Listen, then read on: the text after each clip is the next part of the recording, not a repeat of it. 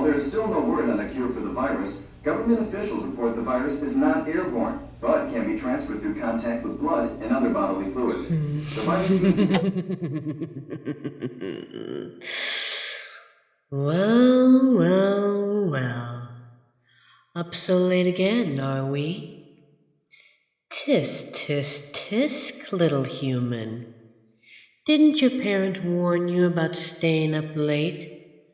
The type of effect it can have on that precious mind of yours. It is said the brain will begin to shape strange ideas and fears due to sleep deprivation, causing you to see things you wish you never have to see, things that will cause you to question whether or not you are in a dream, things you are certain are not meant to be, things like...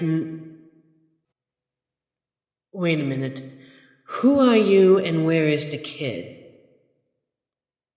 You were going to ask me who I am. I ask you first. I demand an answer. Yes, I see the closet. What about it? Oh, so you are the monster that spawns from the closet. I see.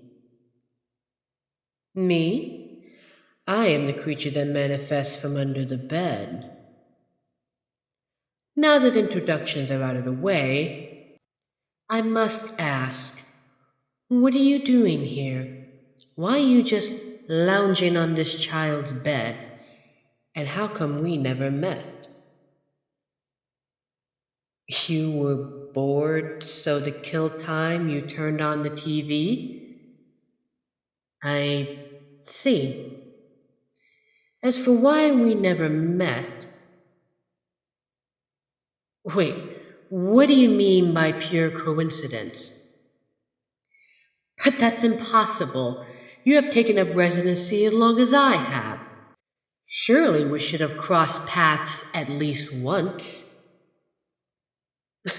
Living under a rock, you say?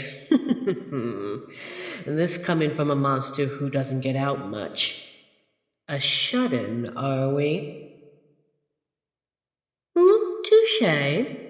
But you must admit that I am the superior. Exactly that.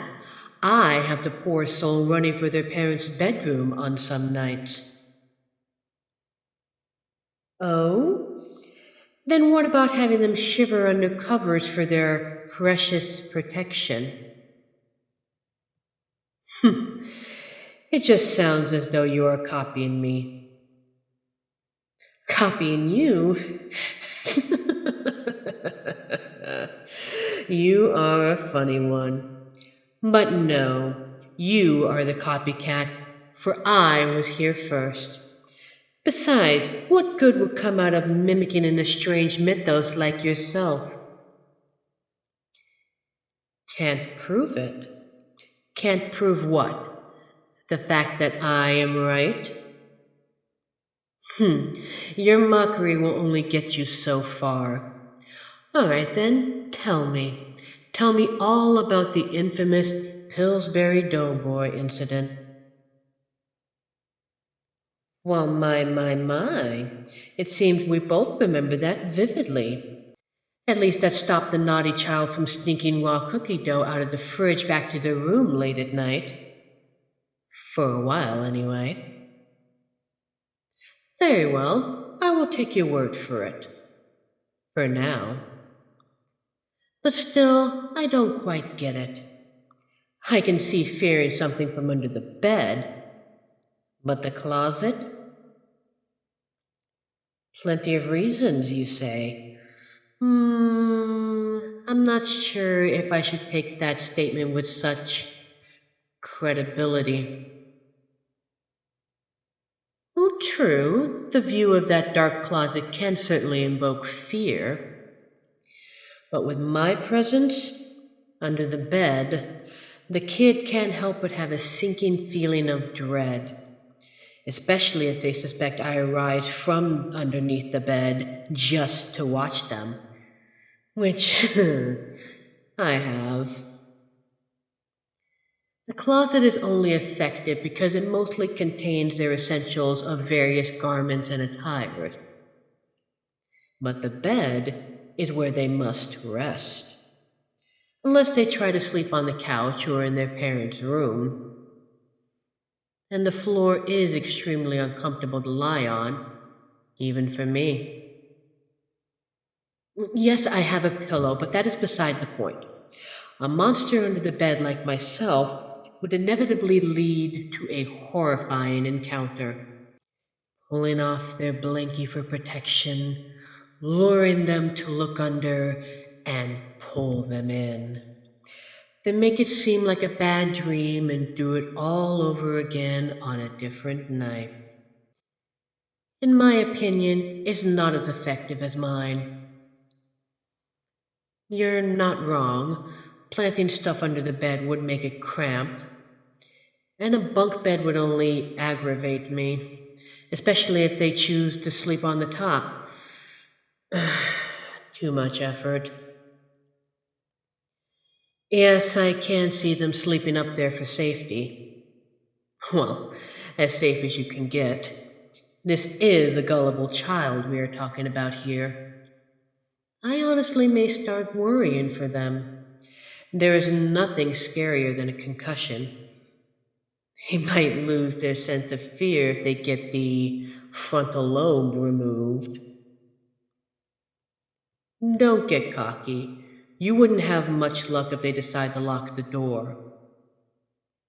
I know that closet doesn't have a lock, but what's stopping them from convincing their parents into installing one on it? Moths and spiders. Interesting. Try cockroaches. I can have plenty of those things rummaging around down there. That reminds me of a funny story.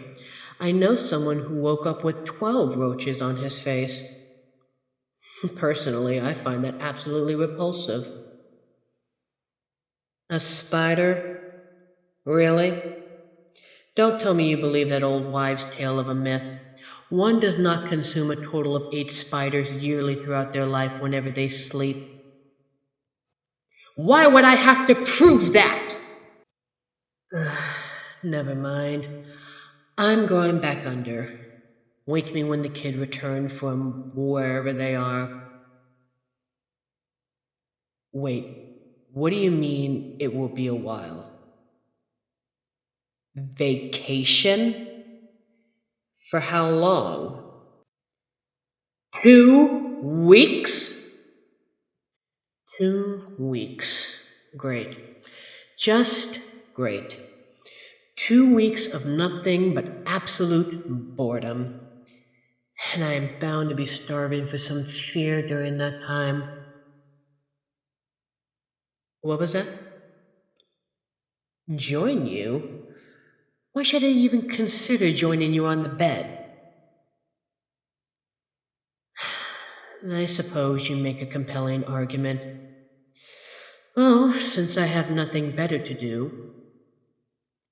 Now, move over. You own the closet, not the bed. Fine, I'll share the bed with you. Now scooch. So, what are you watching? Oh, that show, really? I must admit, I've been meaning to get into it. I've only heard a little bit about it. Hey, who are you calling a hermit? Just because I live under the bed doesn't mean I live in the Dark Ages. I'll let that slide this time. Only because you seem capable of keeping me and my hunger distracted. Making people uncontrollably violent, and also somehow seems to be reanimating the dead. When asked, a White House spokesman declined to comment on whether or not this was a terror. Now that we've been properly acquainted with, we could make quite the duo, if you know what I mean. Now you're talking my language. One should prepare for the most terrifying night of their life, and there'll be many more to come.